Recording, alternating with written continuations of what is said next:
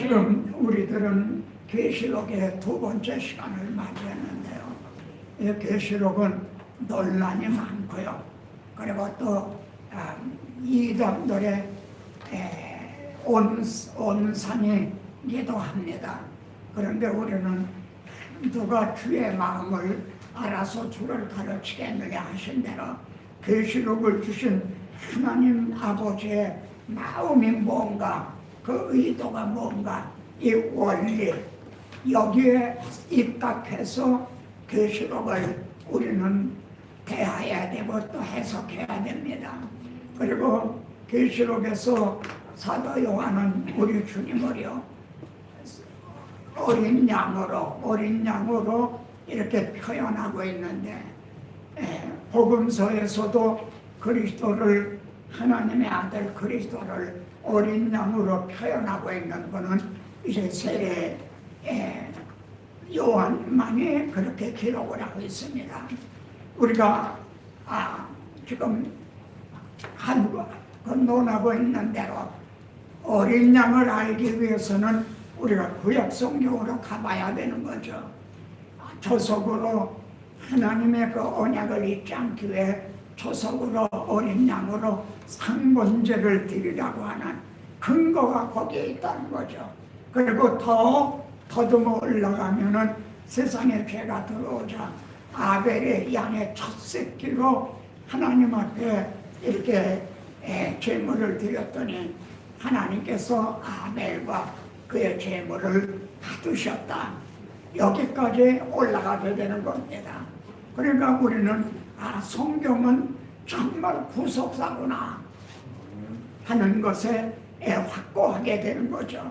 그러니까 성경은 점들의 모임이 아니라 창세기에서부터 계시록까지 내가 하리라로 시작을 해서 이루었도다. 나는 알파와 오메가요 처음과 마지막이라 하신, 여기까지 연결이 된 선이라고 하는 그 일관성, 통일성, 그리고 그것이 여자의 후손이 아브라함의, 다윗의 자손으로 이렇게 전진성, 그리고 지금 구원 열차는 마지막 종착역을 향해서 지금도 이제 달려가고 있다고 하는, 그리고 이 일에 여기 모인 여러분들을 의의 병기로 도구로 이렇게 사용하고 계시다고 하는, 그래서 계시록도 현재적인 일이라고 하는 것, 이러한 우리가 존재에서 우리가 계시록을 받을 때, 계시록은 결코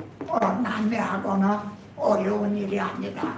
계시록을 가지고 논쟁을 하라고 이렇게 주신 게 결코 아니라는 걸 알게 됩니다. 우리가 지난 시간에 계시록 1장부터 3장까지를 다뤘는데요. 오늘은 연결해 4장, 5장을 이제 먼저 보겠습니다. 4장, 5장이 말이죠. 계시록의 중심이고 핵심이라는 거죠. 중심은 4장에 나오는 보좌,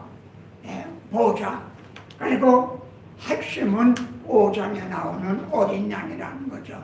보좌에 계신 우리 하나님께서 자기 아들을 어린 양으로 삼으셔서 우리를 구원해 주셨다는 이 4장과 5장이 계시록의 중심장이요 핵심이다. 우선 4, 5장의 문맥적인 걸 좀 더듬어 보면요, 지난번에 1장부터 3장까지를 했길래 그 조금 이걸 집어넣은 겁니다. 문맥적으로 보면 1장에서 요한의 8가지로 그리스도를 증언하고 있는 것, 그걸 여러분들은 좀 이 1장을 가지고도 여러분들이 정말 그냥 그 열정을 가지고요 담대하게 좀 증언해 주실 것을, 이제 요한이 8가지로 주님을 증언해요. 그리고 주님은 또 5가지로 보여주셨어요. 그리고 주님이 3가지로 이제 말씀을 또 해주셨어요. 그리고 1장의 그 가장 중심은 일곱 별 일곱 금조 때 비밀이라 이렇게 말씀을 했죠. 그리고 2, 3장에서 일곱 교회를 향해서 말이죠. 일곱 교회 사자에게 편지하노니, 그러니까 각 여기에서도 이 사자가 구원 계획의 그런 관점으로 보면 일곱 별이 말입니다. 주님의 오른손에 있는 일곱 별이 하나님의 구원 계획이라고 하는 넓은 맥락에서 본 모든 성도가 내 손에서 빼앗을 자가 없다는 성도를 가리키게 되죠. 근데 계시록의 관점으로 보면 바로 목회자들이라는 겁니다. 목회자 하나가 정말 바로 서면 교회가 하나 바로 설 수 있는, 그래서 여기 사자라고 하는 거의 천사, 스타, 여기 이 말씀을 통해서도 우리들의 사명이 얼마나 영광스러우고 그러면서 반면 책임이 막중한가, 선생된 우리가 더 중한 심판을 받으리란 책임이 막중한가 한 것을 또 우리가 깨닫게 됩니다. 그리고 그러므로 교회가 말이죠, 하나님의 비밀이라는 거죠. 4, 5장에는요 이 비밀이 교회가 이 구원 계획, 구원 곧 교회가 어떻게 해서 세워지게 됐는가 하는 것을 보여주시는 그런 문맥이라는 겁니다. 지금 4, 5장의 문맥적인 거요. 그래서 구원하심의 보좌의 사장, 앉으신 우리 하나님과 그리고 어린 양에게 있더라, 5장의 어린 양이요, 이런 문맥이라고 하는 것. 그래서 계시록의 보좌가 중심이고 어린 양의 핵심이고 그리고 성도 혹은 교회가 비밀이라는 거죠. 아마 여러분이 여기 계시록 보좌가 중심이고 어린 양의 핵심이라는 거에 대해서는 뭐 익히 알고 계세요. 근데 성도가 말입니다. 그리고 성도들의 모임인 교회가 하나님의 비밀이다. 계시록을 무슨 비밀 문서, 그래서 특별한 사람만이 해석할 것처럼 그렇게 얘기하는 것이 있는데 그게 아니다. 하나님의 비밀은 바로 교회고 성도들이다. 생각을 뒤에서 거의 좀 나옵니다만, 여러분 교회가 어떻게 해서 세워졌습니까?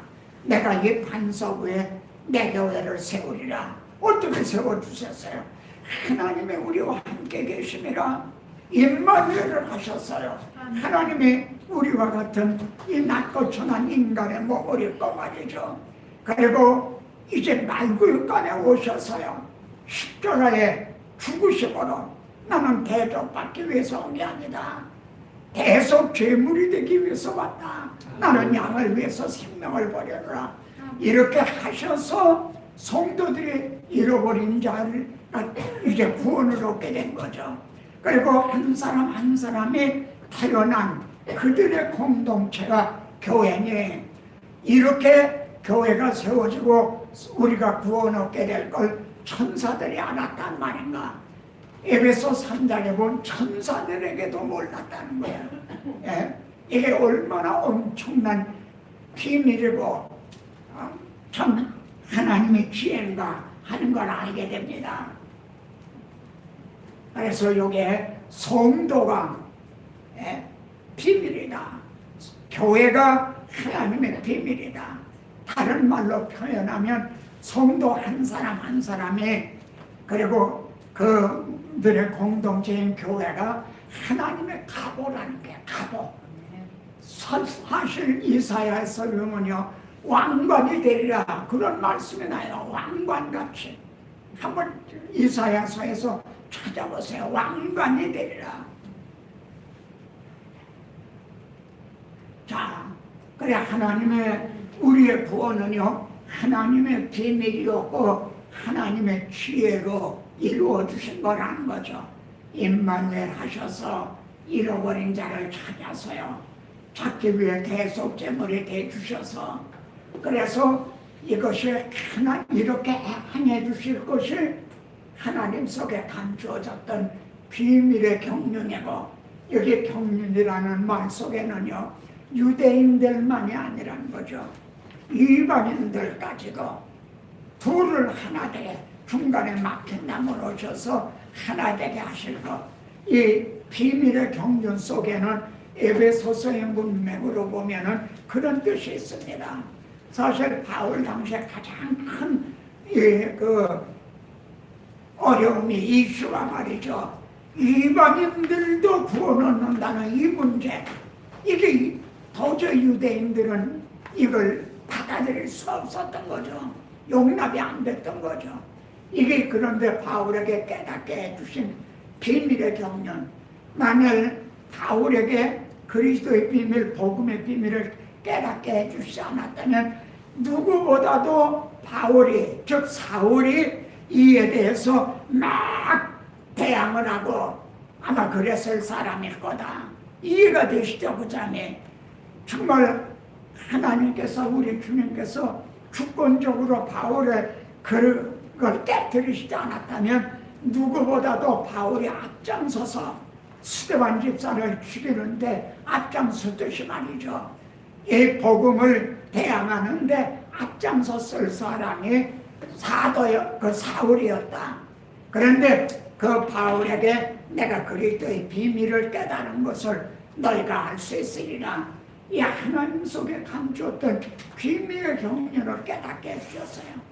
즉 하나님께서 교회를 세우시는 것은 선민 유대인들만이 아니라 유대인의 선민이라고 하는 것은 사실 아브라함 혹은 야곱을 통해서 내 이름이 야곱이 아니라 이스라엘이라. 그래서 선민이 됐지만 이방인들도 구원 얻게 될 건 창세전에 이미 예정을 하셨다는 거죠. 에베소서에서 이걸 바울에게 깨닫게 해주신 거죠. 어떤 면에서는 베드로도 이 점에 대해서 좀 바울만큼 덜 명확했던 것 같아요. 왜냐하면 베드로가 바울이 받은 계시로 여러 가지 말씀했는데 그 중에 알기 어려운 것이 들어있다. 그러니까 우리들은 창세전에 이렇게 예정을 하셨다. 벌써 그리스도 안에서 우리가 하늘에 앉혀있다. 그리고 우리 주님이 하나님과 우리 사이에 막힌 휘장만 열어주신 게 아니라 유대인과 이방인 사이에 막혔던 담을 열어주셨다. 사실 이런 거에 대해서는 베드로 사도도 그렇게 많이 강조하고 있는 바는 아니거든요. 그러니까 이 바울에게 말이죠. 이 감추었던 비밀의 경륜을 이렇게 깨닫게 해주셨고 감추어졌던 이게 하나님의 지혜다. 감추어졌던 이라는 말을 많이 합니다. 그런데 이제는 성도들에게 나타났다는 거죠. 드러났다. 그래서 저는 이 말씀도 참 제가 많이 이렇게 묵상하는 말씀 중에 하나입니다. 그래서 여기다 여러분과 공유하기 위해서 집어넣는데요. 한번 같이 읽어보세요. 깊도다 하나님의 지혜와 지식의 경성하며 그의 판단은 헤아리지 못할 것이며 그의 길은 찾지 못할 것이로다. 이 말씀이 로마서 11장 끝에 가서 이렇게 진술하고 있는 거예요. 바울은 로마서 1장부터 11장까지 복음을 증언했거든요. 교리를 하나님께서 자기 아들을 통해 이루어 주신 교리, 하나님의 행해 주신 것. 그리고 12장 이하에는 실천율지가 나오는 거죠. 그런데 하나님의 행해 주신 교리를 거의 진술하고 나서 뭐라 그래요? 나도 모르겠다는 거예요. 예? 그의 판단은 헤아리지 못할 것이며 그의 길은 찾지 못할 것이로다. 나도 잘 모르겠다 이거예요. 예? 그 너희와 길이와 높이와 깊이 이걸 나도 다 측량할 수가 없다. 얼마나 정말 뭐라고 표현을 해야 될까요? 적절한 정말 그런 말씀인가. 이 복음이라고 하는 건 아주 대학자라도 다 알 길이 없는 거고, 이 복음은 유년주일학교 어린이도 알아들을 수 있는 또 그런 말씀이거든요. 이걸 이루어 주신 하나님의 지혜와 지식, 이게 하나님의 지혜였고 하나님의 비밀이었고 말이죠. 이렇게 참 여러분도 이런 마음이 드십니까? 깊도다 하나님의 지혜와 지식의 풍성함이요. 그의 판단은 하나님의 하시는 일을 말해요. 판단이죠. 하나님의 하시는 일을 이걸 다 헤아릴 수가 없고, 또 그의 길은 하나님의 인도하시는 길은 다 찾지 못할 것이로다. 예를 하나 들어보십시다. 이제 이스라엘 백성들이 출애굽할 때 하나님은요, 그 막다른 골목 같은 데로 인도하셨어요. 앞에는 홍해가 놓였고 뒤에는 바로의 군사가 쫓아오고, 그래 하나님 자신도 이제 갇혔다 하리라, 도간에 든지다, 이런 말씀이 나옵니다. 광야에 갇혔다 하리라. 그래서 바로가 쫓아왔잖아요. 그러니까 백성들은 말이야 아우성을 치고 막 우리를 여기서 다 죽이려고 이렇게 이거했느냐 그랬죠. 그런데 하나님의 길이 바다에 있었다는 거죠. 하나님의 길이 바다에 있었다.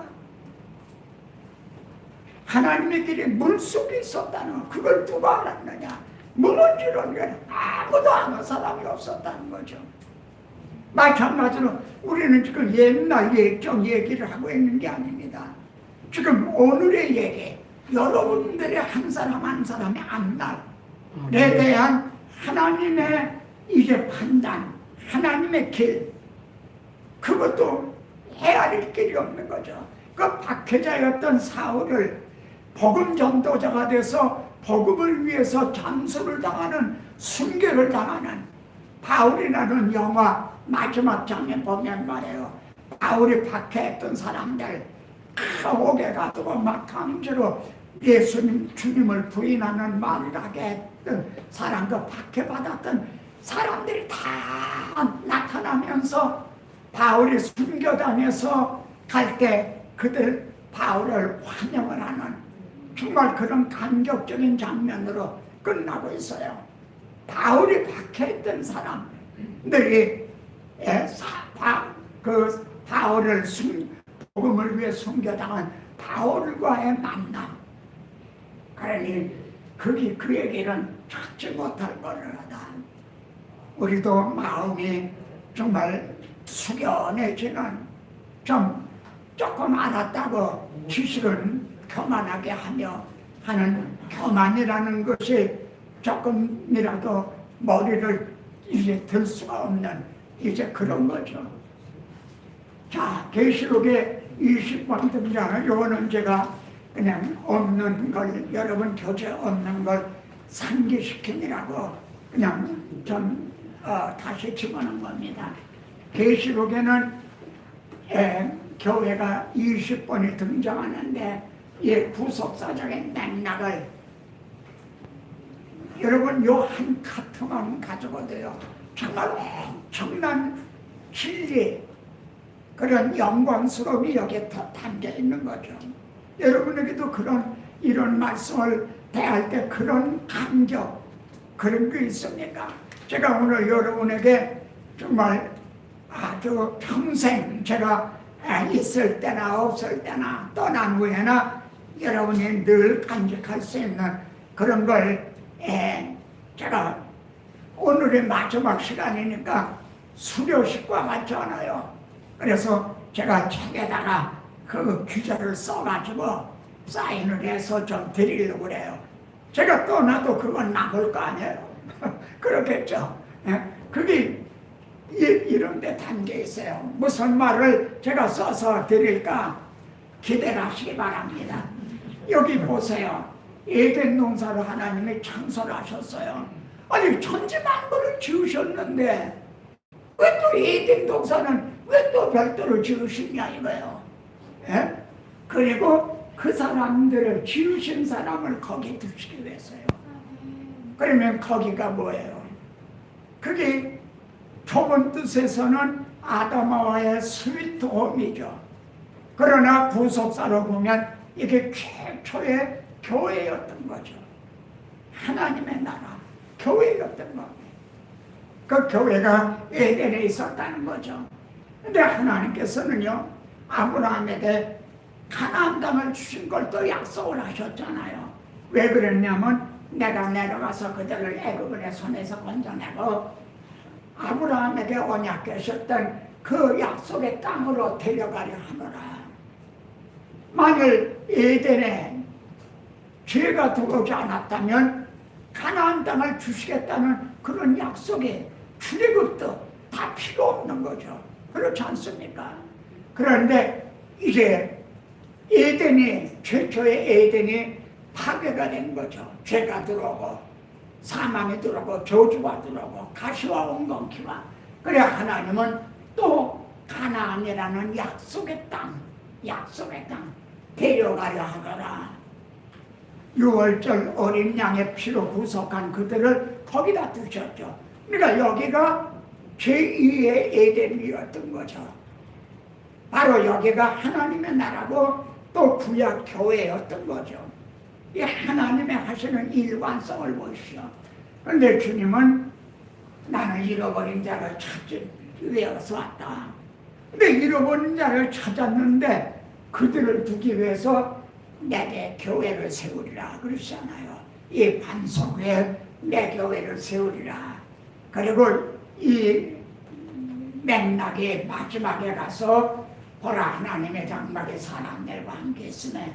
이거는 예표적이었는데 여기서 하나님의 나라가 온전히 완성이 되는 거죠. 하나님의 그들과 함께 계시리니 그들은 하나님의 백성이니 이 하나의 이 한 맥락만 봐도 말이죠. 정말 우리가 성경을 끊어진 말씀으로 볼 게 아니라 제가 요즘 한 번에 설교하기를 유튜브에 하면서도 마음속에는 늘 부담했어요. 좀 뼈대만 했거든요. 거기에서 짧은 시간에 예를 들어 이사야가 66장까지 했는데 30분 안에 66권장이나 되는 걸 한 번에 설교를 한다는 게 얼마나 무모한 일입니까? 그걸 제 자신도 알거든요. 그러나 그 이사야서를 통해 말씀하시는 중심 주제가 뭔가 6장에 나오는 보좌란 말이에요. 그리고 핵심은 뭔가 53장에 나오는 그 양 털 깎는 자 앞에 잠잠한 양같이 그 입을 열지 아니하였도 난 어린 양이라 이 뼈대. 그러니까 66장 어느 장 어디를 이제 강의를 하더라도 이 중심과 핵심 이걸 놓치지 말고 여기에 입각 해석을 해야 된다는 거죠. 그걸 강조하기 위해서. 근데 오늘의 설교에 많은 분들이 그래도 그렇게 하시는 분들이 계세요. 남은 자는 있죠. 그걸 놓치게 되면 어떻게 돼요? 인문학이 나와요. 인문학, 심리학이 나와요. 자기 개발이나 교양 강좌 같은 게 돼요. 근데 성도들은 목사님이 분명히 성경을 들어서 설교하거든요. 근데 그게 감칠맛이 있어요. 더 아주 마음에 막 닿거든요. 하나력이 있어요. 저도 그걸 부인하거나 그러지 않습니다. 그걸 유익해요. 그러나 만일 그게 전부라면 우리 주님이 십자가 지실 필요가 없는 거죠. 그런 설교로도 거듭날 수 있다면은, 그런 설교로도 구원의 천국문을 열어주는 거라면은 우리 주님이 십자가 지실 이유가 없잖아요. 저는 그걸 강조하기 위해서 그렇게 한 번에 설교하기 중심과 핵심 이걸 드러내기 위해서 하는데 봐야 될 분들은 안 보는 것 같고 너무 딱딱하잖아요. 어렵잖아요. 감성이 없잖아요.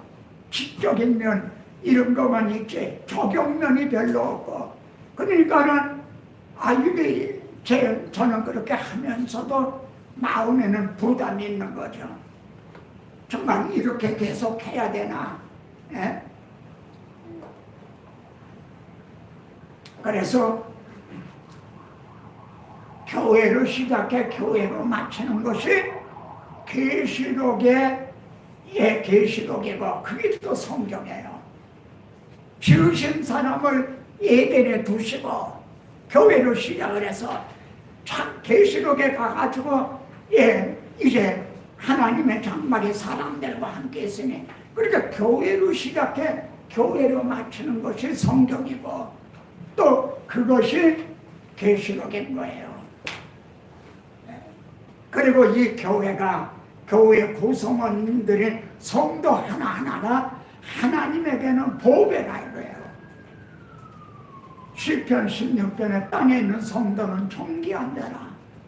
나의 모든 즐거움이 그들에게 있다. 정말 주님의 피로 가투고 사신 성도들이 주님의 가보 제1호라는 거죠. 그런데 우리는 내 양을 먹이라 내 양을 치라 하는 그런 이제 왕자들을 훈련시키는 그런 지도자들이라 이거예요. 왕 같은 제사장, 그리스도의 신부를 훈련시키는 그런 사명을 우리 맡겨준 것이 목회자들이라는 거죠. 이게 얼마나 엄청난 일인가. 그래서 사장은 이렇게 시작이 됩니다. 하늘에 열린 문이 있는데 이리로 올라와라. 이것이 이 점을 말이죠. 이리로 올라오라는 걸 교회 수고로 보는 견해가 있죠. 이것이 세대주의적인 해석입니다. 우리 한국의 그 계시록에 대한 그런 그 책에 처음에 들어온 것이 세대주의적인 그 책이 들어왔어요. 그래서 아마 모든 목사님들 아마 여러분들 속에도 이걸 휴거로 보는 이런 것이 먼저 아마 들어왔을 거예요. 그런 것이 있으면 이거 여간에 또 잘 바뀌어지지 않더라고요. 어떻든 그런데 근거로 22장 16절에 이르도록 다시는 교회라는 게 등장하지 않는다 이런 말을 합니다. 교회가 휴거 들려 올라갔기 때문에 교회가 등장하지 않는다는 거죠. 얼뜻 보면 그럴듯하지만 그건 자기 입맛대로 임의로 해석한 게 아닌가요? 왜냐하면 성도라는 말이 말이죠. 그 안에 교회는 없지만 성도라는 말이 13번이나 등장해요. 성도들의 인내가 여기 있나니 그 환난 중에 고난 중에 참고 믿음을 지키는 말이죠. 정절을 지키는 성도들이 13번이나 등장한다 이거예요. 그래 교회가 휴거에 올라갔다면 성도들이 올라간 거지 교회 건물에 올라간 겁니까? 그런데 여기는 성도들의 인내가 여기 있으니 이런 것으로 볼 때 이거는 2, 3장은 지상의 교회에다가 이 앵글이 말입니다. 지상의 교회에 맞춰 있었어요. 근데 그것을 이제는 구원 계획을 이루신 주체이신 천상의 보좌로 옮겨지고 있다. 저는 전도하는 분들에게도 그런 얘기를 합니다. 우리가 예수님이 좋은 걸 어떡합니까? 복음성가의 뜻이 말이죠. 그래서 예수 믿으라 예수 믿으라 이렇게 시작을 하잖아요. 그러면은 대부분 거부감을 나타낼 수가 있어요. 저는 예수님이 우리를 하나님 앞으로 인도하기 위해서거든요. 성경은 태초에 하나님이 천지를 창조하시니라. 하나님이 세상을 이처럼 사랑하사 독생자를 주셨으니 하나님이란 말이에요. 하나님 믿어라. 그런데 하나님과 당신 사이가 지금 끊어졌다. 성수대교가 끊어지듯이 죄로 말미암아 끊어졌다. 그래서 우리 주님이 거기에 다리 역할을 내가 길이다. 내가 나로 말미암지 않고는 아버지께로 올 자 없다. 그래서 하나님이 예수 그리스도를 보내주신 것이다. 예수 그리스도로 말미암지 않고는 아버지께로 올 자가 없다. 어떡하겠느냐? 예수 그리스도를 믿고 창조주 하나님 아버지 앞에 가겠느냐? 이런 식으로 접근을 하라는 거죠. 네? 자, 그래서 이 주체가 구원 계획의 주체는 하나님이시라는 거죠. 이 구원 계획을 하나님이 계획하셨고 우리 주님이 이루었도다 하고 성취하셨고 성취해 놓으신 이 복음을 성령님이 오셔서 이거를 전파하는 적용을 시키는 삼위 하나님의 역사인 거죠. 그래 4장의 중심점은요. 4장은 짧아요. 계시록 4장을 보시면은 이제 그 내용이 짧습니다. 그런데도 보좌라는 말에 14번이나 등장해요. 이것이 4장의 중심이라는 거죠. 보라 하늘에 보좌를 베풀었고 보좌 위에 앉으시라 있는데 근데 하나님만이 보여주는 게 하나님만을 보여주는 게 아니라 24 보좌가 있고 또 거기에 이 보좌는 비어있는 게 아니라 24 장로들이 또 앉아있다 이거 이 장면을 보여주신 거예요. 보좌 하나님의 보좌만이 아니라 24 장로들의 보례 근데 또 금관을 쓰고 있는 거예요. 금면류관을 쓰고 말해요. 지금 여러분이 우리가 사도 요한의 마음으로 이 장면을 보십시오. 그럼 저 장로들은 누군가? 아니 어떻게 금면류관을 쓰고 앉았지? 에? 하나님의 7영이 있고요. 또 4생물이 있는데 이 4생물이 뭡니까? 이 계시록을 보시면요. 계시록에 나오는 성령들이 구약 성경에 있는 것을 그대로 차용해 쓰고 있다는 겁니다. 그래야 이 생물도 그 이사야 6장에 나오는 스랍들 또 혹은 에스겔서 1장 그 앞에 나오는 이제 그런 스랍들 그거란 말이에요. 그러니까 이 4생물이 뭔가 4짐승이란 말인가 학자들은 이 4생물이라고 그랬지만 이거는 천사들이다. 사실 천사들 외에 딴 뭐가 또 있단 말인가요? 그렇게 보고 있는 거죠. 근데 여기 보면은 24 장로들은 금관을 쓰고 있는데 생물은 눈이 많아요. 눈이. 그러니까 하나님의 이제 천사들은 구원 얻을 하나님의 후사들을 섬기라고 보냈다면 그 섬기기 위해서 영리해야 되니까 영리, 지혜롭고 그래 눈이 이렇게 많다 이렇게 보는 거죠. 그러나 24 장로들은 정말 수고하고 박해를 받고 그래서 금관을 쓰고 있는 거로 말이죠. 제가 성경을 이렇게 제 성경 여기만이 아니라 제 성경 자체에 이렇게 하면서 성경을 봅니다. 아마 여러분도 이렇게 좀 하시면은 도움이 될 것 같아요. 예? 보좌에 앉으신 우리 하나님 이게 중심이죠. 4장에는. 그리고 이렇게 연결이 되는 말이죠. 그러니까 여러분이 나중에 보실 때 이 번호 순서대로 이렇게 보시면은 도움이 되게 됩니다. 24 보좌와 24 장로가 있는데 이를 사도 요한이 보고 있는 거죠. 그런데 베드로나 요한은요, 나는 함께 장로된 자요. 목사도 장로라고 그러죠. 근데 장로에는 2반이 있다. 하나는 말씀과 교회를 치리하는 그런 사람을 목사라고 그러고 교회를 이렇게 치리하는 분을 그냥 장로라고 그러고 이렇게 2줄기가 있다. 그래서 칼빈은 기독교 강요에서 그런 얘기를 하는데요. 베드로도 요한도 장로다. 이게 나는 장로인데 그래서 그리스도의 고난의 증인이요 또 나타날 영광에 참여할 자라.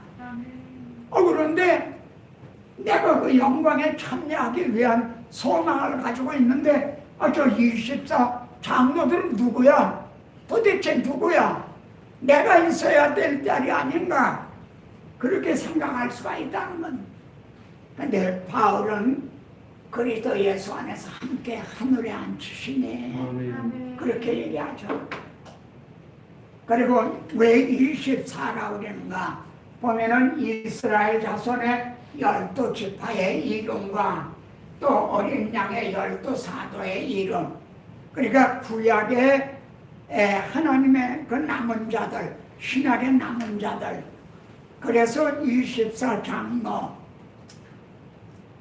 그러니까 이것이 내 영적인 모습이고 장래 내가 누릴 영광에 참여할 자라. 내가 나타날 영광에 참여할 내 모습이다. 이렇게 바로 우리들의 모습이다. 이렇게 보여주시는 거죠. 4장은 이렇게 마칩니다.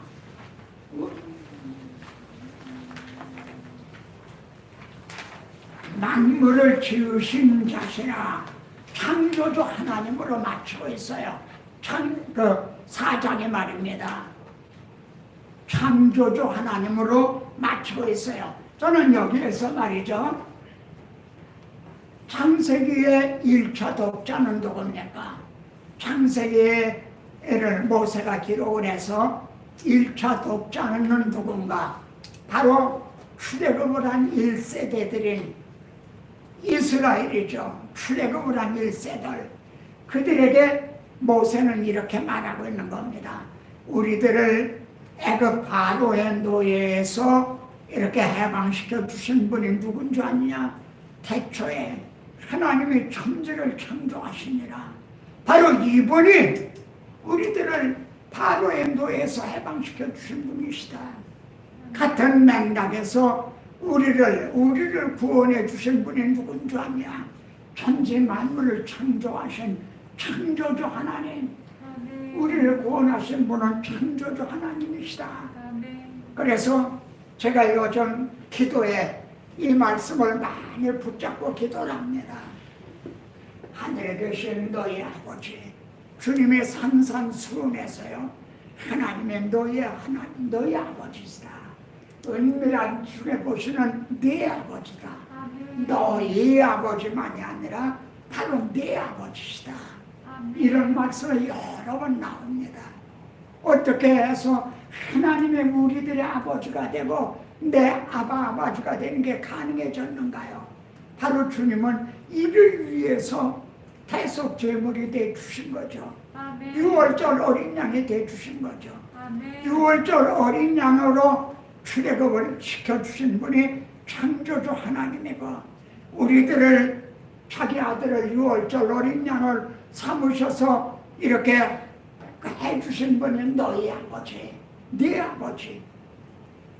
그러면은 여기에서 창조주 하나님이 우리들을 어떤 방도로 구원을 해주셨는가? 그게 5장으로 넘어가는 거죠. 4장에서는 창조주 하나님만 계시가 되어 있죠. 그 하나님이 우리를 구원해 주셨는데 어떤 방도로 구원해 주셨는가?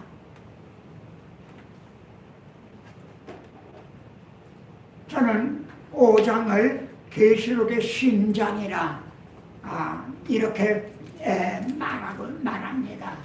5장의 초점이 어디로 맞춰지고 있나 한번 보세요. 5장에 내가 보면 보좌에 앉으신 내 오른손에 말이죠. 그러니까 두루마리가 있는데 봉해져 있는 두루마리가 있어요. 처음에 이렇게 등장하죠. 1장에서 1절에서요. 근데 이 두루마리를 누가 하냐? 누구를 찾는 거예요? 누구를?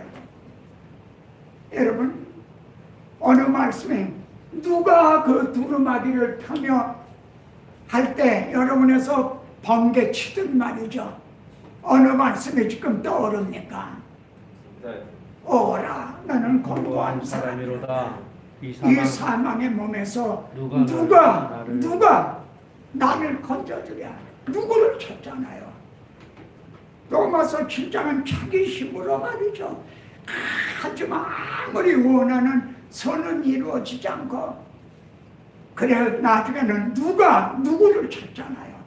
그래서 24절에 누구를 찾습니다. 그러다 7장 25절에서 하나님께 감사하리로다. 24절은 오라 하는 탄식이 나와요. 근데 25절엔 감사가 나와요.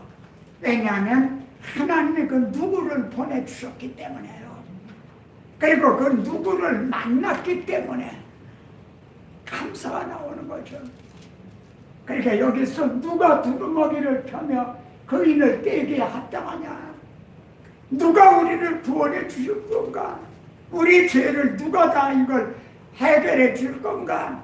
이런 뜻이 이 문자적으로는 아니지만 의미적으로는 그렇게 들어 있는 거죠. 근데 두루마기를 펴거나 보호할 자가 없었다 이거예요. 또 여기서도 여러분 머릿속에는 말이죠, 골리앗이 말이죠, 너희 중에 누구 대표자 한 명을 보내라. 대표자끼리 싸워서 결판내자. 그러나 이스라엘 진영에서는 나설 대표자가 없었던 거죠. 사울 왕도 대단한 용사였어요. 그 외에 많은 용사들이 있었지만 나설 자가 없었죠. 그때 빵 하고 다윗이 등장하는 거죠. 결자가 보자 없었다 이게. 이스라엘 중에서는 골리앗을 대항해 할 자가 없었던 거죠. 여기에서도 그런 가운데 그래 크게 울었더니 그들이 다 두려워 떨고, 그런데 울지 말라, 유다지파의 사자가 이겼다. 그런데 사자가 이겼다 그랬는데 보니까 어린 양이 서 있더라 이거야. 근데 어린 양이 서 있는데 또 뭐예요? 일찍 죽임을 당한 것 같더라. 그냥 어린 양이 살아있는 원인, 그냥 그게 아니라 일찍 죽임을 당했던 어린 양으로 이 초점이 이렇게 맞춰지고 있다.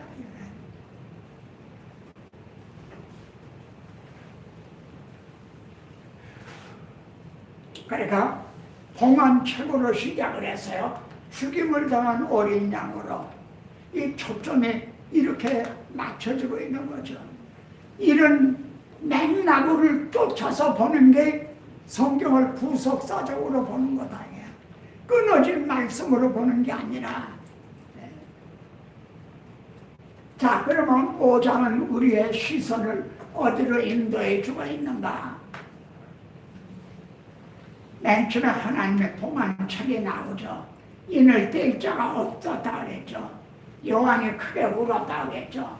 장로가 유다지파 사자가 이겼다. 근데 어린 양이 서 있더라. 내가 그러니까 일찍 죽임을 당한 것 같더라. 그 어린 양이 봉헌책을 취하시네. 여기에서 어떤 또 시비하는 사람은 시제를 논할 수도 있어요. 근데 계시록은요, 원래 묵시록이라고 그랬죠. 묵시적인 그 문학 양식은요, 무슨 그 시제나 이런 거에 얽매일 게 또 아니에요. 여기서 제가 또 답답해서 이런 장면은 집어넣지 않아도 되는데 답답한 마음으로 집어넣은 거예요. 뭐냐면 본질적인 질문이라네요. 여러분은 계시록에서 누구를 만나게 원하는가? 계시록에서 뭘 찾느냐 이거예요. 누구를 만나게 원하냐? 세례 요한이 보라 하나님의 어린 양이로다. 그러니까 이 말을 듣고 그 세례 요한을 따르던 자들이 주님을 찾아왔죠. 그랬더니 주님께서 무엇을 구하느냐? 참 이 말씀도 많은 걸 생각하게 됩니다. 넌 뭘 구하느냐? 지금 예수 믿는 사람들이 무엇을 구하느냐? 정답은 하나님의 어린 양입니다. 세례 요한이 하나님의 어린 양이라고 그랬잖아요. 그러니까 우리는 하나님이 보내신 어린 양을 만나기 위해서 왔습니다. 아멘. 무엇을 구하느냐? 아닙니다. 전 구하는 게 아니라 하나님이 보내신 어린 양을 만나기 위해서 왔습니다. 아멘. 이렇게 말하는 게 정답이고, 우리도 계시록에서 하나님의 어린 양을 만나기로 한다면 계시록이 결코 비밀 문서도요 난해한 것도 아니라는 게 되는 거죠. 5장에서 드디어 하나님의 어린 양을 만나게 되는 거죠. 어린 양이 5장에서 처음 들려요. 여기에서요 성경 외에 인봉한 책이라는 게 있었잖아요. 그럼 다른 인봉한 책이 있는가? 성경 외에 다른 인봉한 책이 있단 말인가? 또 이제도 크게 울 일이 있단 말인가? 요한이 크게 울었다고 그랬잖아요. 그럼 지금도 주님이 맞춰도 시작을 열어주시고 다 그랬는데, 다 이루었다 선언하셨는데 이제도 크게 울 일이 남았단 말인가? 그렇다면 주님의 십자가는 헛되이 죽으신 게 되지 않나요? 사실 우리가 영적 논리로 보면요 계시록이 어려운 게 아니라 요한복음이 더 어려운 겁니다. 말씀이 계시니라. 이 말씀에 하나님과 함께 계셨으니 이 말씀은 곧 하나님이시라. 근데 말씀의 육신을 입고 우리 가운데 오셨다는 거예요. 여러분 이게 얼마나 어렵습니까?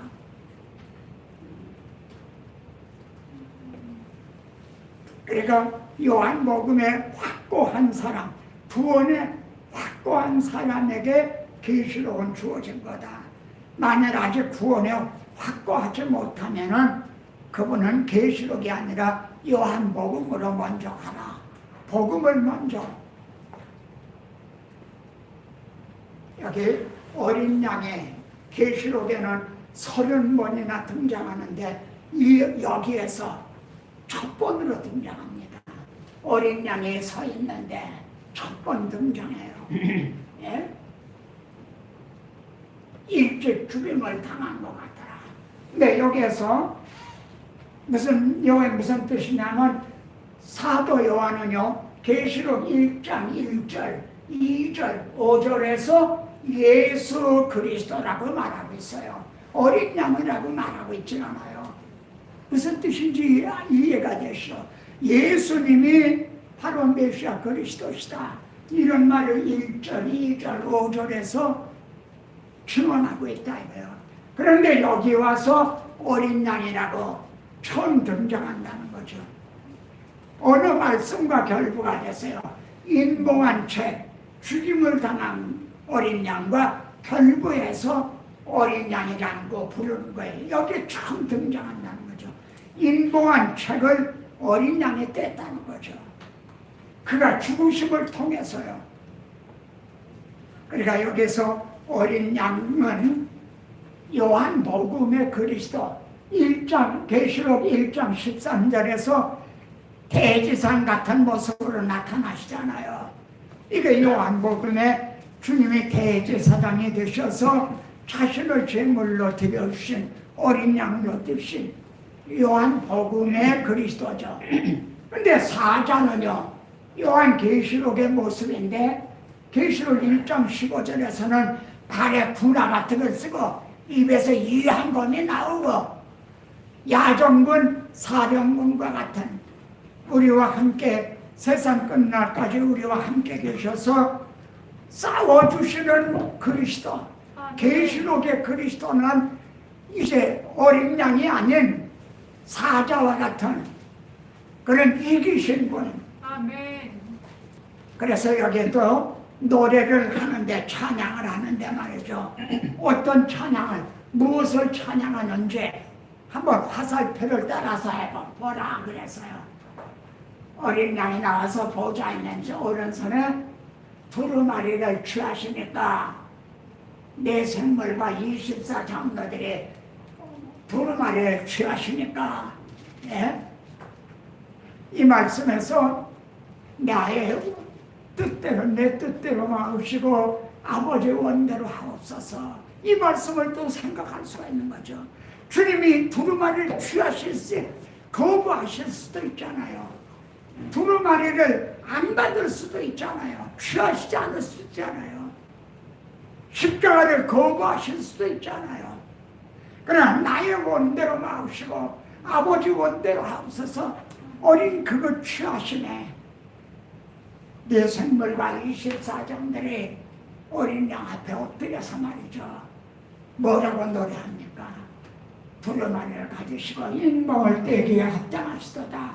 일찍 죽임을 당하사, 예? 사람들을 피로 사서 죽임을 당하신 이걸 통해 피로 사서 하나님께 드리시고, 하나님 잃어버린 하나님의 백성들을 찾았습니다. 하나님의 형상대로 지은 그들을 제가 찾아왔습니다. 하나님께 드리시고요, 하나님을 섬길 제사장들이 되게 해주시고, 우리 하나님 앞에서 나라와 제사장을 삼아주셨다. 그러니까 또 천사들이 찬양을 합니다. 죽임을 당한 어린 양은. 그러자 또 모든 피조물들이 또 찬양을 하죠. 보좌에 앉으신 어린 양과 내 생물이 이르되 아멘. 이 초점이 어디로 맞춰져 있습니까? 찬양의 초점. 구주의 복구 물처럼 날제모 보혈의 능력 주의 보혈 날마다 나에게 찬송 주니. 이 찬송의 제목이 거기 있어요. 여러분, 저도요, 귀신 들린 사람을 귀신을 쫓아내고 그런 일도 했어요. 그런 일도 했었어요. 근데 왜 제가 그 얘기를 난데없이 하냐면, 그럴 때 부르는 찬송이 보혈의 찬송이에요. 주님의 보혈의 찬송을 부르고 기도하고 할 때 막 복음서에 나타난 것처럼 막 경련을 일으키면서 이놈이 두려워서 떠나요. 물론 미친 거요, 정신분열적인 의학적인 문제도 있어요. 모두가 다 귀신의 문제만은 아닌 거예요. 그러니까 여기 찬양의 제목이 뭔가, 그럼 우리들이 증언해야 될, 이 증언해야 될 그 제목이 뭔가, 그건 분명해지잖아요. 네, 오늘의 설교에서는 이 찬양이 이것이 옆으로 밀려난 것 같다. 인봉을 떼기에 합당하시도다. 찬송을 받으시기에 합당하시도다. 아멘. 어린 양의 죽음을 통해 우리들에게 그런 행해 주신 두 가지가 뭔가, 피로 사서 하나님께 드리셨다. 이게 먼저죠.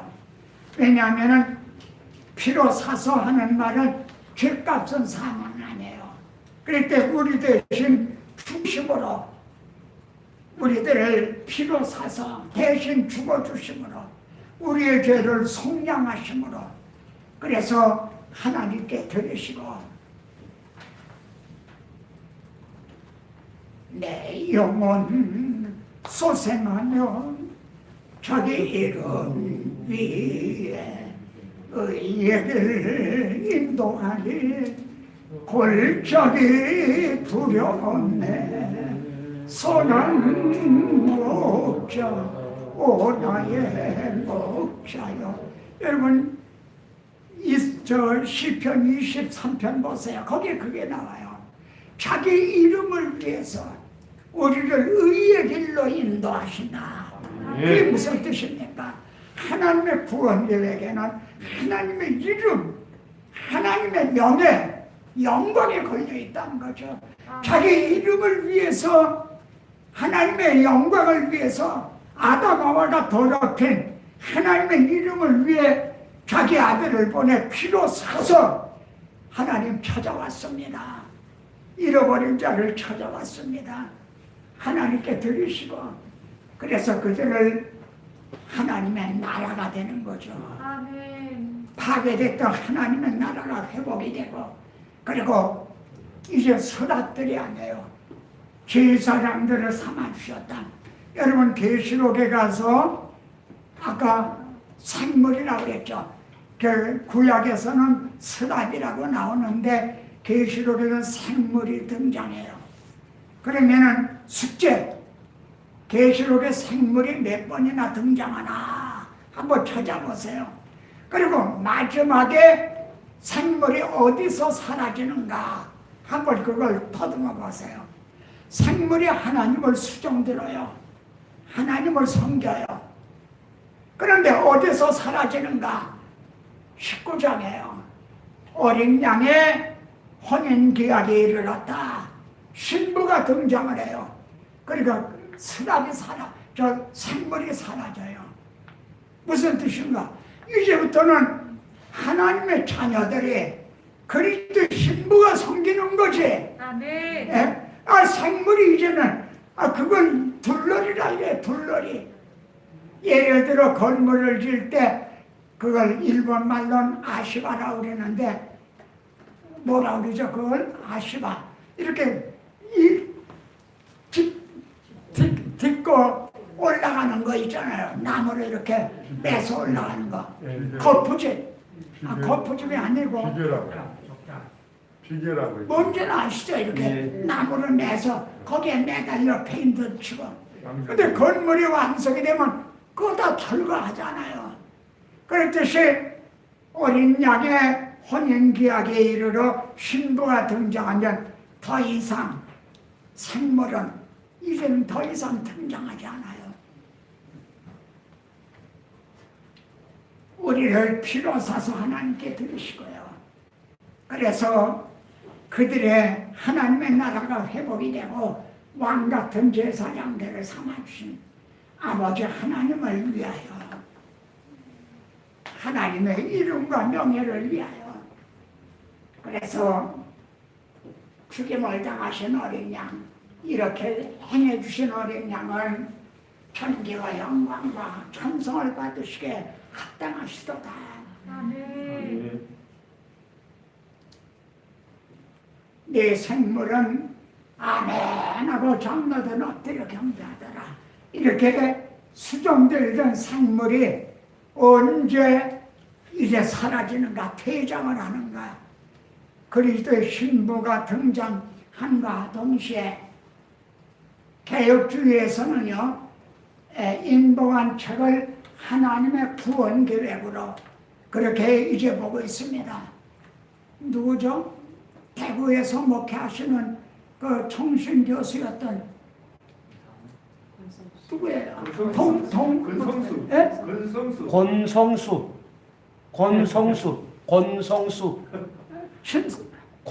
목사님. 권성수 목사님. 권성수 목사님의 계시록의 강에 이렇게 두꺼운 책을 썼어요.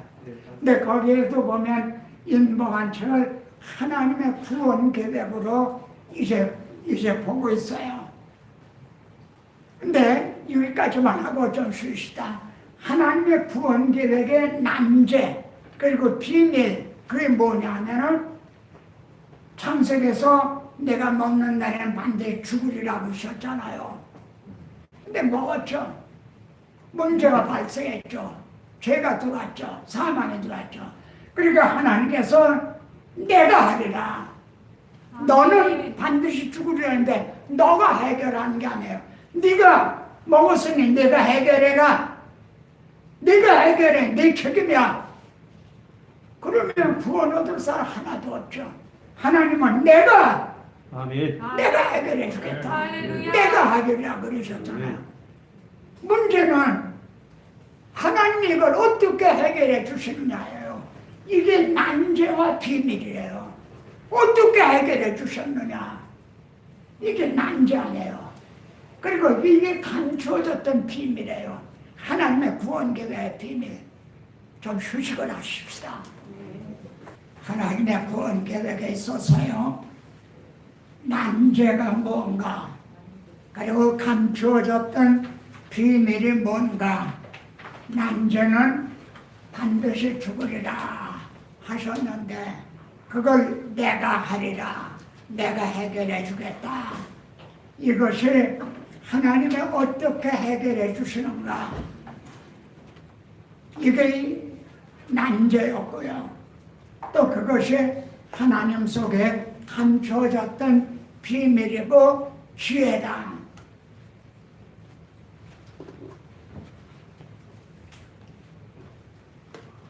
여기 사도세자, 제가 이걸 그냥 집어넣었는데, 사도세자가 아버지에 의해서 뒤주에 갇혀서 이제 죽은 사건이 있었죠. 근데 그거와 결부된 게 금등지서라는 거 있어요. 여기 금은 금이거든요. 세금, 그러니까 쇠줄. 그리고 이 등은 등나무라는 말이죠. 등나무. 그 등자예요. 그러니까 등나무가 이렇게 그 줄기로 뻗어나가는데 쇠로 만든 등나무 쇠로 만든 쇠사슬로 묶어놓은 책이라는 거죠. 쇠사슬로 묶어놓은 책. 그러니까 아버지가 말이죠. 그러니까 사도세자의 아들이 왕이 되거든요. 나중에 그에게 이 사도세자 거는 너는 절대 말하면 안 된다. 이건 쇠사슬로 묶어놓은 금서, 이거는 말하면 안 된다. 이런 거 있어요. 저는 이걸 집어넣은 거는 우리를 구원하시는 내가 하리라 하신 이것이 감추어졌던 하나님의 비밀이고 하나님의 지혜인데, 이게 얼른 알아듣기 쉽게 얘기하면 금등지서와 같은 거예요. 근데 이 비밀을 주님이 열어놓으신 거죠. 골로새서에 보세요. 이 비밀이 감추어졌던 것인데 이제는 그의 성도들에게 나타나고 드러나가야 돼요. 사도세자의 그 아들이 정조인가요? 정조? 네. 그가 왕이 됐어요. 왕이 돼서 첫마디가 나는 사도세자의 아들이다. 이 말을 했다는 거예요. 뭐라 그래요? 신하들이 말이지, 이렇게 모인 가운데 나는 사도세자의 아들이라. 금등지서 이걸 말하면 안 되는 건데 말을 한 거죠. 그러니까 그때 노론이라는 그들이 부추겨서 사도세자를 죽게 만들었거든요. 그 노론들의 얼굴이 그냥 백장같이 되면서 말이지 다 불불 떨었다는 거죠. 네? 이건 열면 안 되는 건데, 마찬가지로 우리 주님이 이 인봉한 책을 열 때 누가 두려워 떨었겠어요? 사탄이 두려웠던 거지. 자, 골로새서 여기 보면요, 우리들의 죄를 해결해 주신 내가 하리라, 하나님의 내가 하리라. 어떻게? 여자의 우선을 통해서 내가 여자의 우선을 아브라함과 다윗의 자손으로 보내서 내가 해결해 주겠다. 그게 골로새 2장 여기에 가장 뭐라고 이렇게 명백하게 성경 전체로 봐도요, 여기에 아주 가장 극명하게 드러났어요. 우리 모든 죄를 사하시고 아멘. 법조문에 쓴 증서를 지우시고, 아멘. 법조문에 뭐라고 썼죠? 법조문에 누구 한번 대답해 보세요. 법조문에 쓴 증서라고 그랬는데 뭐라고 써있죠? 이거죠. 네가 먹는 날에는 반드시 죽으리라. 이게 써있죠. 죄값은 사망이다. 이게 써있는데 이걸 지워버려 주셨다는 거예요. 아멘. 지우개로 지우듯 지워버리시고 제하여버려서 무슨 뜻이에요? 빡빡 찢어버렸다 이거예요. 할렐루야. 이걸 우리 죄를 어떻게 사해 주셨는가? 이걸 증서를 어떻게 지워 주셨는가? 그리고 이 증서를 어떻게 찢어버려 주셨는가? 주님이 대신, 나 대신, 우리 대신 죄값은 사망이라 한 그 대신 죽어주심으로 아멘. 누가 죽어주셨어요? 하나님의 아들 말씀이 계시니라. 이 말씀은 하나님이시라. 그분이 말이에요. 이게 이렇게 해주실 것을 내가 하리라. 이렇게 해주신다는 게 얼마나 하나님 속에 감추었던 비밀이고 또 하나님 속에 감추었던 지혜였는가. 상상도 할 수가 없는 거죠. 그러니까 복음은 그리스도의 비밀, 복음의 비밀이에요. 그리고 복음은 하나님 속에 감추었던 지혜, 최고의 지혜예요. 그러니까 복음을 받아들였다는 건 복음이 육에 속한 사람은, 육신에 속한 사람들은 들어도요, 아무나 들어도 깨닫는 게 아니에요. 복음을 들을 때 미련하게 보여요. 어리석게 보여요. 바울도 그걸 알았어요. 십자가의 도가 이 복음이 멸망하는 자에게는 미련한 것이고 어리석은 거예요. 근데 그게 내게 비춰지는 거예요. 아멘. 복음이 말입니다. 그게 내가 받아들여지는 거예요. 이거는 최고의 지혜를 깨달은 사람이에요. 아멘. 석가모니도 몰랐던, 소크라테스도 몰랐던, 공자님도 몰랐던 그것을 여러분들은 이 지혜를 깨달은 거예요. 아멘. 최고의 지혜를 깨달은 거예요. 아멘. 철학자들을 지혜자라고 그러잖아요. 그런데 바울은 골로새서에서 그 초등학문이다.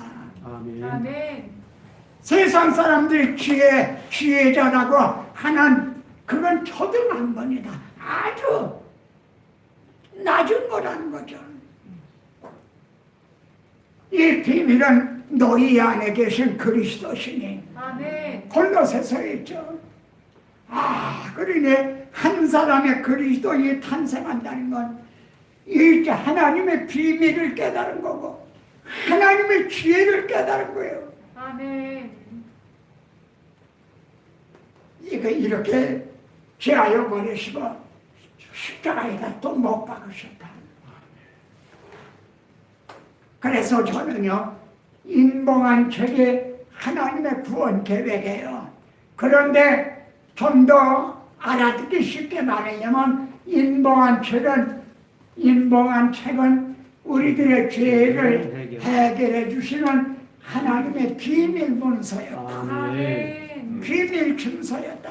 감춰졌던 하나님의 비밀 증서였다. 그게 주님이 여러 집으로 말이죠. 성경에 보면 범죄한 천사들도 심판날까지 결박해 가뒀다는 말씀이 나오죠. 그런데 히브리서에서는요, 우리 주님이 천사들을 붙들어 주려 하심이 아니라 우리 주님이 십자가를 지는 것은 천사들을 구원해 주시기 위해서 아니라 누구를? 아브라함의 자손들을, 우리들을 위해서 구원하시기 위해서요. 아멘. 아멘. 하나님의 아들이 우리 대신 죽어주심으로 아멘. 임마누엘 하셔서 대신 죽어주심으로 구원해 주셨다. 이게 얼마나 큰 감추어졌던 하나님의 비밀이고 아멘. 하나님의 지혜입니까? 아멘. 누가 놀랬을 것 같아요? 사탄이. 범죄한 천사들이죠. 아니 하나님이 우리들은 구원해 주시지 않고 그들이 얼마나 뭐라고 그랬습니까? 당황했다. 뭐라고 놀랐겠나요? 그러면은 인봉한 책이라, 인봉이라는 말이요. 아까도 언급한 대로 계시록은 구약 성경에서 말씀하셨던 여러 가지 상징들을 그대로 끌어다 쓰고 있어요. 차용해서. 그러니까 인봉한 책이라는 표현도 구약에 근거가 있다는 거죠. 뒤에 가서 보게 되지만 두 증인을 이제 두 감람나무와 두 촛대라 11장에서 그렇게 말합니다. 그것도 어디에 근거했어요? 두 감람나무는 스가랴 4장에 나오잖아요. 두 촛대도요. 그러니까 거기 있는 걸 그대로 이제 차용에다 쓰고 있는 거예요. 그럼 여기 인봉한 책이라고 하는 근거가 어디에 나오냐? 여기 나와요.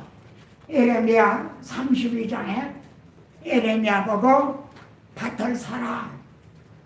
그리고 증서를 써서 인봉하고 여기 여러분 밭을 사라 우리에게 어떤 배경에서 밭을 사라 하냐면 지금 예루살렘에 바벨론에 의해 멸망을 당하는 그런 배경에서 하는 말씀이에요. 여러분 그럴 때 밭을 사는 사람이 있어요?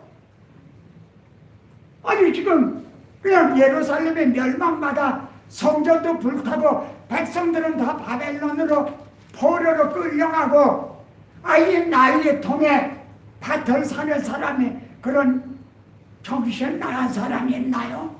근데 하나님은 하나님의 명령하신 거예요. 내가 밭을 사라.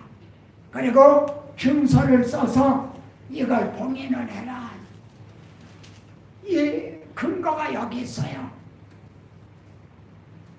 그래 그걸 토기에 담아서 오랫동안 보존해 둬라. 감춰져 있던 그런 거죠. 근데 여기가 끝이 아니에요. 그 다음에 보면은 다시 사게 되리라. 이렇게 오랫동안 인봉을 해서 토기에 담아 오랫동안 말하자면 땅에 묻어두듯 한 거를 꺼내서 다시 사게 되리라는 거죠. 바로 우리들의 죄값이요. 내가 먹으면 반드시 죽으리라 한 것이 이런 배경하고 너무나 같잖아요. 근데 다시 사게 되리라. 누가 사줬어요? 어린 양 되시는 그리스도께서 아멘. 자기 피로 우리를 사서 하나님께 드리시고 그랬잖아요. 아멘. 이해가 되시죠? 여러분들도 이해가 안 된다 그러면 나는 그냥 가슴을 치죠. 그렇죠? 근데 많은 목사님들도 이런 걸 들 때 이해를 못해요.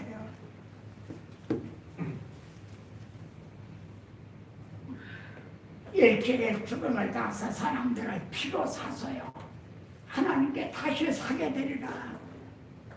하나님은 우리들의 이 죄값은 문서를 오랫동안 하나님이 참고 로마서 3장에 나와요.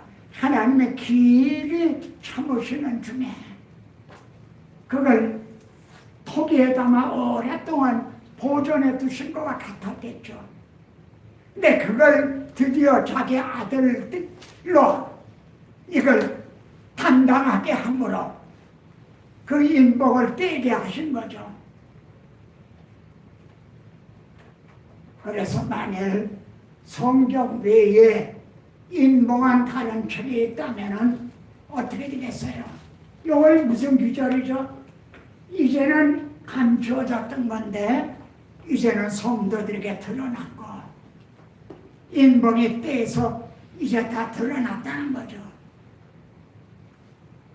그래서 우리의 구원은요 하나님의 비밀, 하나님의 지혜로 이루어 주신 거다. 아멘. 임마누엘 하셔서 잃어버린 자를 찾아 대속죄물이 되 주심으로 하나님 속에 감추었던 비밀의 경륜, 감추어졌던 하나님의 지혜를 말하는 것으로. 아멘. 왜 앞에서 했던 것 같은데 예. 또 나왔네. 또 있어요. 중복됐어요. 앞에요. 여기만. 앞에는 없고 앞에는 안 적혀 있어요. 이렇게. 예. 자, 그 다음에 인봉한 책에 대한 것을 우리가 살펴봤습니다. 그 다음에 일곱인 일곱 나팔 일곱 대접이라는 게 또 나와요. 근데 우리를 하나님께서는 새 언약의 일꾼으로 삼아 주셨다. 그래 율법, 조문, 레터, 중문은 자부라고 그래요. 우리는 글자만 보는 사람들이 아니라는 거죠. 아멘. 하지 아니하고, 그러니까 여기에서 성령이 우리들에게 하나님의 영을, 내 영을 부어 주신다. 성령이 우리에게 임하시면은 예언을 할 것이요. 근데 너희의 젊은이들은 환상을 보고 너의 늙은이는 꿈을 꾸리라. 저는 이 말씀을 계시록 일곱 나팔, 일곱 대접이라는 이 말씀을 대하면서 이걸 생각을 했어요. 정말 이걸 이해할 수 있는 사람은 하나님의 영이 임한 사람만이 이해가 된다. 아멘. 아직 거듭나지 못한 사람, 육에 속한 사람은 이걸 아무리 얘기를 해도 이해가 안 돼요. 하나님의 영이 임한 사람, 그 사람에게는 환상을 보고 꿈을 꾸는 거예요. 아멘. 할렐루야. 문자만 보는 게 아니라 이해가 되시죠? 아멘. 환상을 보고 꿈을 꾸리라. 그래서 여러분 이 계시록, 묵시록을 대할 때는 환상을 보고 꿈을 꾸시는 말이에요. 아멘. 정말 이런 그 부푼 마음, 아멘. 이런 감격스러운 마음으로 받아야 된다. 오직 영으로 함이니. 자, 그럼 보십시다. 이 몽한 책이 일곱인으로 보냈어요. 이렇게 일곱인으로요. 그런데 일곱째 인을 떼요. 그럼 다 떨어진 거 아니에요? 끝난 거 아니에요? 일곱인으로 보냈는데 일곱째 인을 떼면은 다 떨어진 거죠. 그리고 다 끝난 거가 아니에요. 근데 일곱째 인을 떼자 일곱 나팔이 나오는 거야, 거기서. 그리고 일곱 번째 또 나팔을 보니까 말이죠. 거기에서 일곱 대접이 또 나오는 거예요. 일곱 번째 대접을 쏟으니까 말이죠. 여러분, 여기에 인봉한 거는 떼는 걸, 봉한 거를 떼는 걸, 나팔은 부는 거, 대접은 쏟는 거죠. 우리 주님의 감춰졌던 복음을 드러내신 거예요. 아멘. 드러내시니까 그 위에 우리는 나팔을 부는 거죠. 아멘. 증언을 하는 거죠. 아멘. 근데 언제까지나 증언만 하는 게 아니라 대접을 쏟는 날이, 심판의 날이 온다는 거죠. 아멘. 그때 되었다.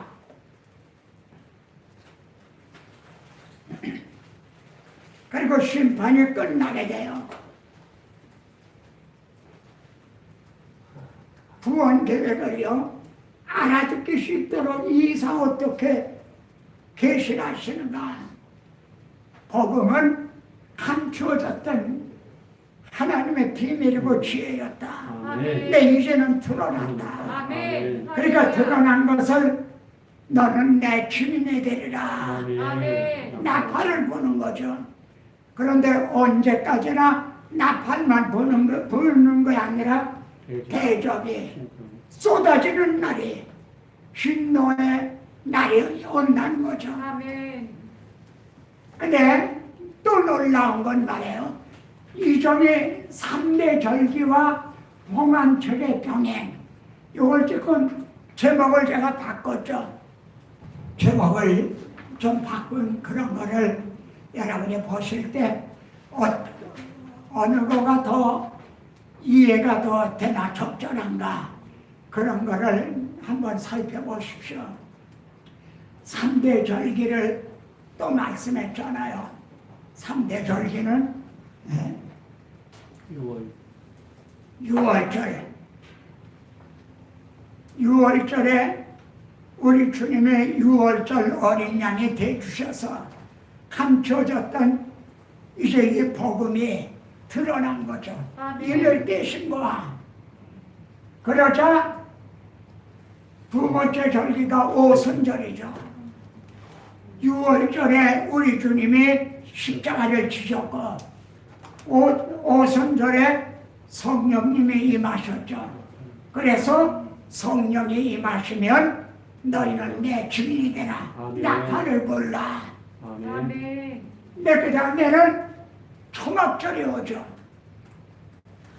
초막절은 우리들은 지금 이스라엘 백성들이 광야 출애굽할 때 광야 생활을 했잖아요.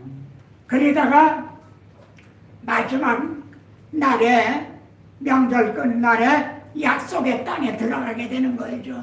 그래서 초막절의 마지막 날을 최대 주일이라 큰 날이라 그때 주님이 재림을 하심으로 우리들의 나그네와 행인 같은 이 광야 생활이 끝나고 약속의 땅에 들어가게 되는 이제 최후 심판날이 그러니까 3대 절기와 봉안책에 여기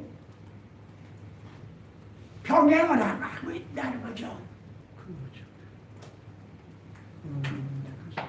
그래서 하나님께서는 하나님의 이 구원 계획 이걸 잊지 않게 하시려고 하나님의 택하신 곳에 가서 지키라. 여러분 택하신 곳이 어디예요? 바로 아브라함에게 내 아들 이삭을 내가 지시하는 사내가 번제로 드리라. 다음에 다윗에게 오르남의 타작마다가 판을 쌓아라. 거기에 솔로몬이 성전을 지었고 주님은 이 성전을 헐라. 내가 3일 만에 다시 일으키리라. 곧 우리 주님이 십자가 지신 것 그게 하나님의 택하신 것인 거죠. 아멘. 여기 다시 또 나오지만 인봉 이미지는요 하나님 속에 감추었던 비밀이라고 하는 어린 양의 인봉을 떼기 합당하시도다. 이 비밀은 만세와 만대로부터 감추어졌던 것인데 이제는 그의 성도들에게 나타났고 우리 주님의 인복을 떼심으로 이제 더 이상 비밀이 아니라 다 나타났다는 거죠. 그리고 사망을 패하시고 복음을 드러내신지라. 아멘. 할렐루야. 나팔 이미지는요 널리 알리라는 그런 이미지죠. 7째 인을 떼실 때에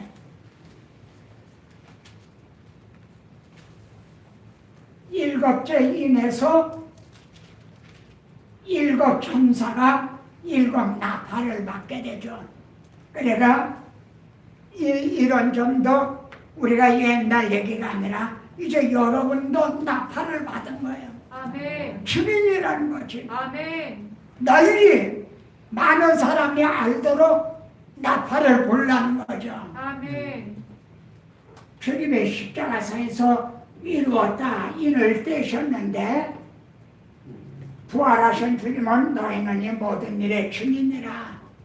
이제는 내가 인을 떼서 감춰뒀던 걸 드러냈는데 이걸 너희들이 나팔을 불어서 아멘. 모든 사람들에게 알게 하라. 아멘. 그래 바울은 내가 이 복음을 위하여 선포자로 세움을 입었다. 나팔수로 세움을 입었다. 이런 뜻이 되죠.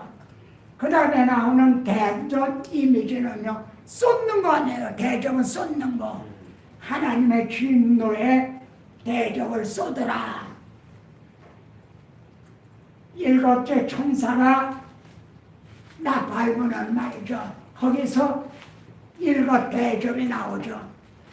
여기에 우리는요, 지금 우리들이 일곱 번째 나팔수가 아닌가. 일곱 번째 나팔수.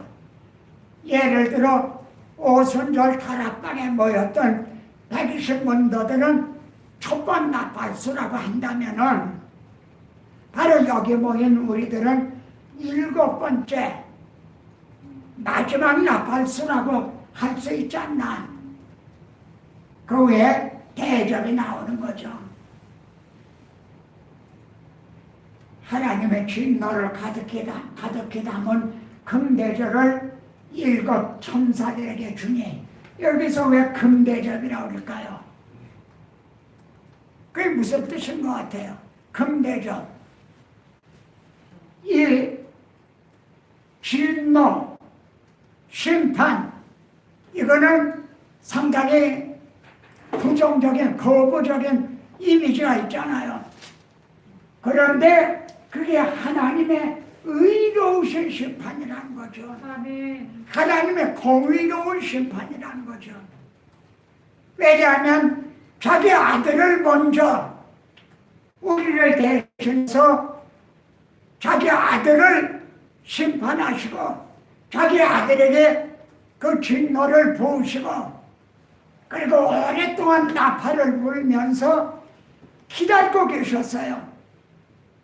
그런데도 복음을 받아들이지 않고 거부하고 하는 그들에게 대접을 쏟는다고 하는 건 금대접이라는 거지. 의로우신 심판이다. 대접을 쏟는 거죠. 일곱째 천사가 마지막 대접을 쏟는다. 되었다.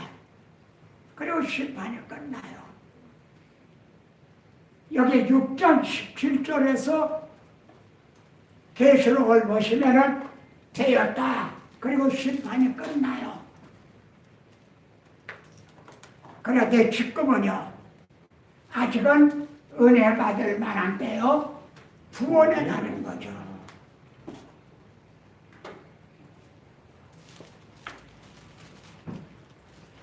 자, 그러면은 그 다음에 6장에 말이죠.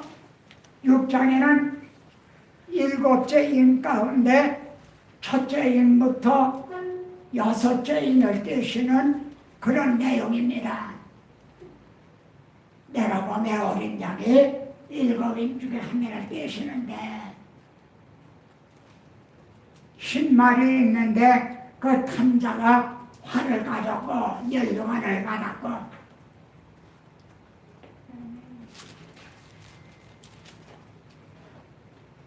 자 여기 보면 지금 우리가 말이죠 이 코로나 사태 이런 것도 지금 이 바로 6장 여기에 해당되는 것 같은 그런 걸 느끼게 돼요.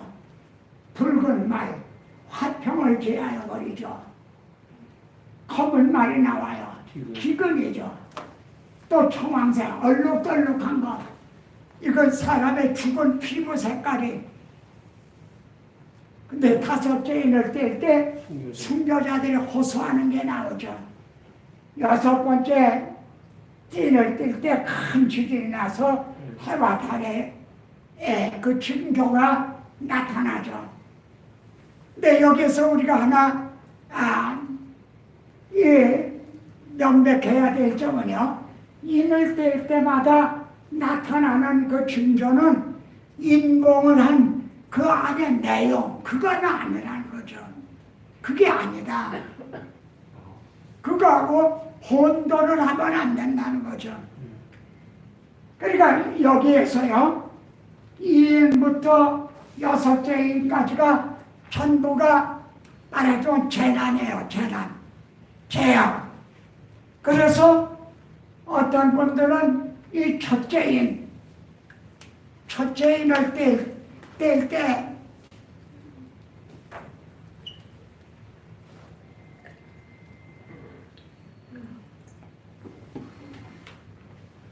첫째 인을 뗄 때 그래도 잘 들립니까? 네. 여기 첫째 인을 뗄 때 말이죠. 나타나는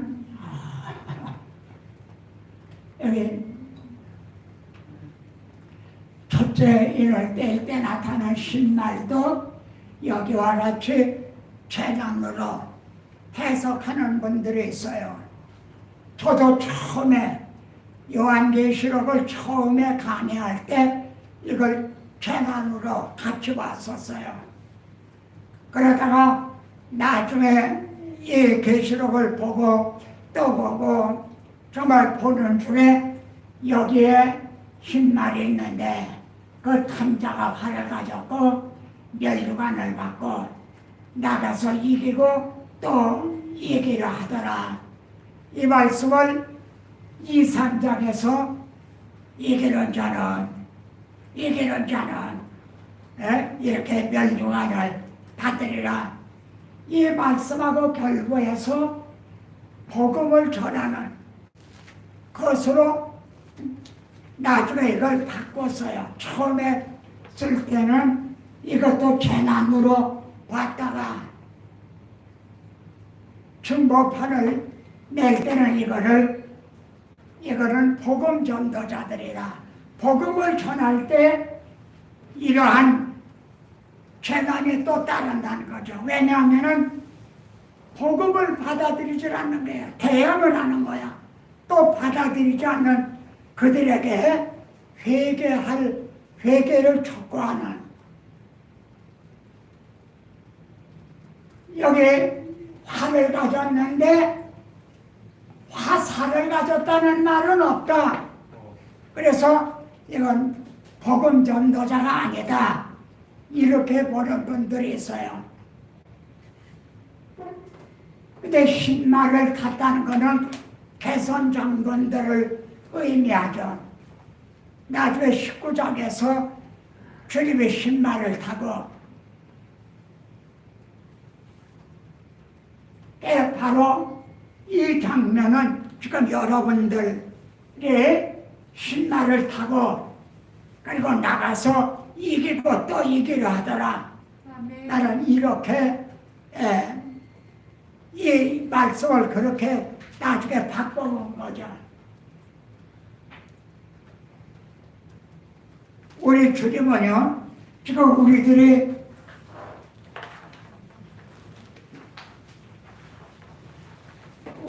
우리 상황이 지금 이런 상황이 있는 것 같아요. 지금 뉴스 시간에 보면 그냥 상당히 상황이 위중하잖아요.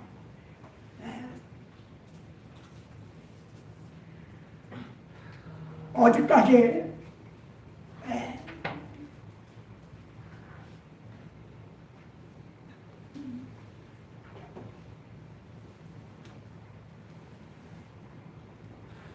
근데 우리 주님은요, 이게 재난의 시작이라 아주 끝은 아니라 이렇게 말씀하죠. 이건 재난의 시작이다. 앞으로 그때 보면요, 6장에서는 땅 4분의 1 권세를 얻어. 내 8장에서는요, 땅의 3분의 1을 타버리고,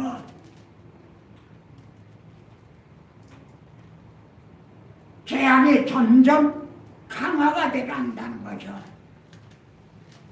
앞으로의, 이건 우리들이 지금 당면한 상황이기도 해요. 앞으로 더 점점 더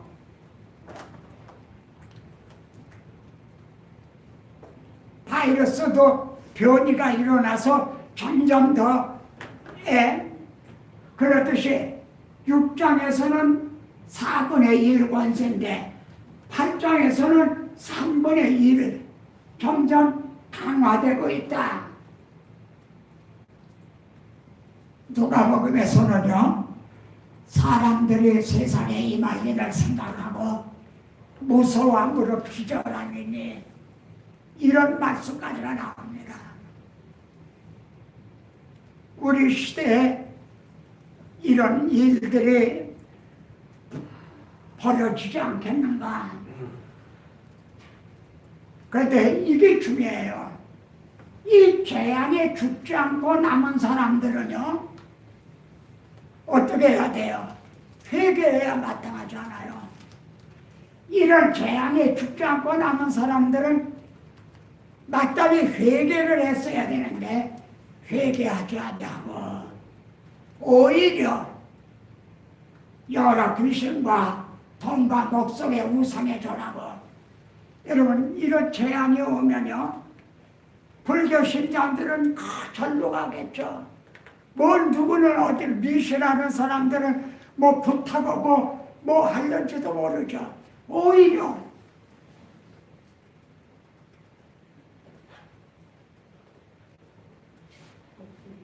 회개하지 아니하더라.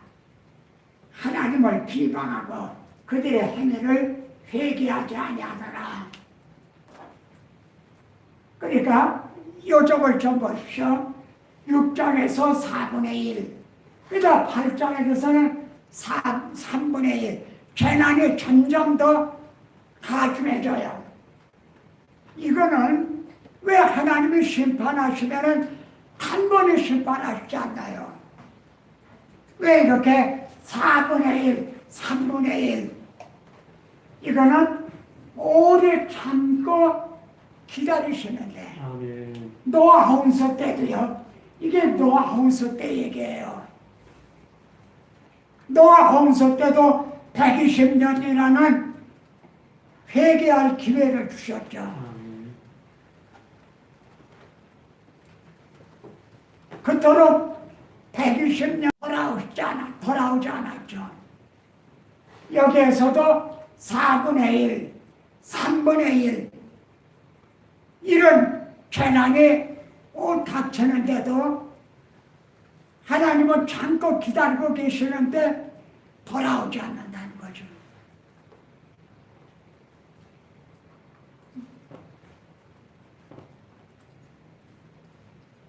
이 코로나 사태에 대해서 어느 목사님이 세례 요한처럼 회개하라 하고 외치는 그런 설교들을 하고 있는가?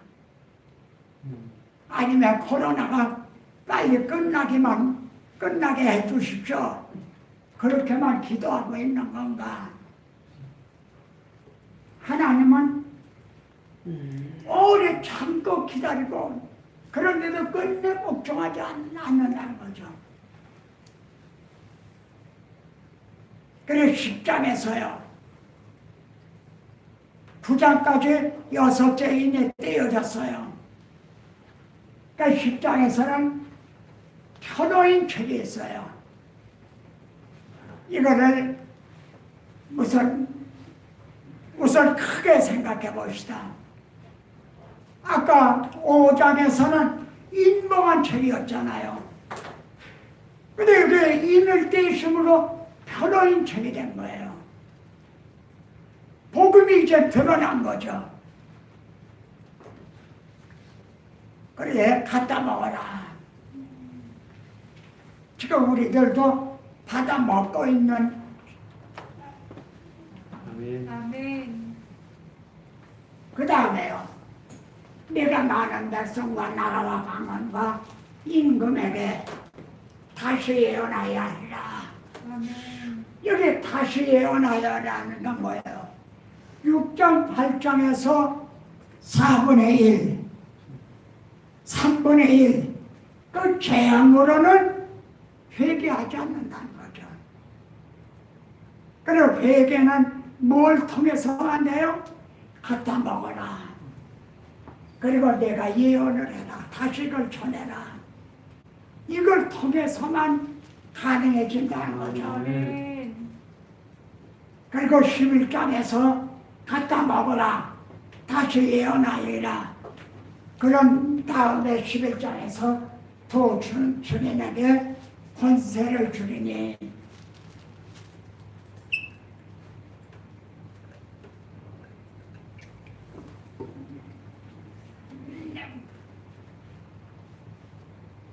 일천임의 60일을 예언하리라.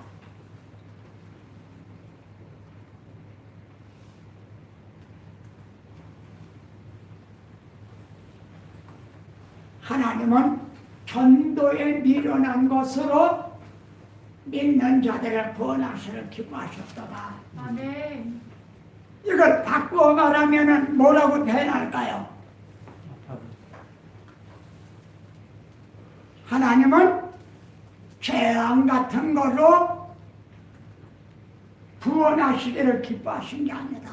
재앙으로는 사람들이 하나님의 복음을 알지 못해요.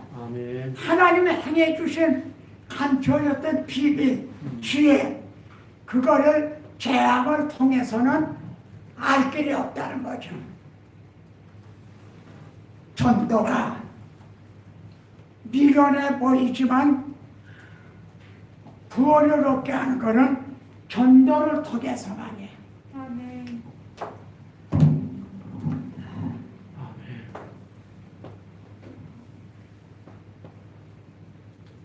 조금 시간이 남았는데요. 여기서 5절을 좀 마쳐요.